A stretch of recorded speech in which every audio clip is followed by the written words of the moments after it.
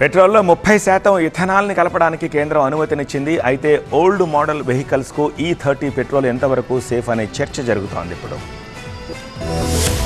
పెట్రోల్లో 30% ethanol కలిపేందుకు BIS Bureau of Indian Standards notification జారీ చేసింది. E22 నుంచి E30 వరకు పెంచిన కొత్త ప్రమాణాలను కేంద్ర ప్రభుత్వం నోటిఫై చేసింది. క్రూడ్ ఆయిల్ దిగుమతులు భారీగా తగ్గించడమే లక్ష్యంగా ఈ నిర్ణయం తీసుకున్నారు. ఇథనాల్ బ్లెండింగ్ వల్ల విదేశీ మారక ద్రవ్యం భారీగా ఆదా అయ్యే అవకాశం ఉంది. ఇథనాల్ శాతాన్ని పెంచుతూ కేంద్రం తీసుకున్న నిర్ణయాన్ని ఆల్ ఇండియా డిస్టిలరీస్ అసోసియేషన్ స్వాగతించింది. ఇథనాల్ ను చెరుకు, వరి వ్యర్థాల నుంచి తయారు చేస్తారు. పెట్రోల్లో ఇథనాల్ శాతాన్ని పెంచడం వల్ల రైతులకు మంచి జరుగుతుందనే అభిప్రాయం వ్యక్తమవుతుంది. కేంద్రం ఉద్దేశం మంచిదే, కానీ E30 పెట్రోల్ పై వాహనదారుల్లో ఆందోళన వ్యక్తమవుతోంది. కొన్ని అనుమానాలు కూడా తెరపైకి వస్తున్నాయి. ఇథనాల్ శాతం ఎక్కువగా ఉన్న పెట్రోల్ ను వాడితే మైలేజ్ తగ్గుతుందని కొందరి డౌట్. 2023 ముందు తయారు చేసిన వాహనాలకు E30 వర్కౌట్ అవ్వదనేది మరికొందరి వాదన. E30 పెట్రోల్ వల్ల పాత వెహికల్స్ కు రిపేర్లు పెరుగుతాయనే అనుమానాలు వ్యక్తం చేస్తున్నారు. అయితే ఇవన్నీ నిజాలా, కేవలం అపోహల? 2025 తర్వాత తయారైన వాహనాలకు ఢోకా ఉండదు. వాటిని E20కి అనువుగా తయారు చేస్తారంటున్నారు నిపుణులు. మరి అంతకు ముందున్న పాత మోడల్స్ పరిస్థితి ఏంటి? అప్గ్రేడ్ చేసుకోవడమే మార్గమా? ఇలా వాహనదారుల్లో ఎన్నో అనుమానాలున్నాయి.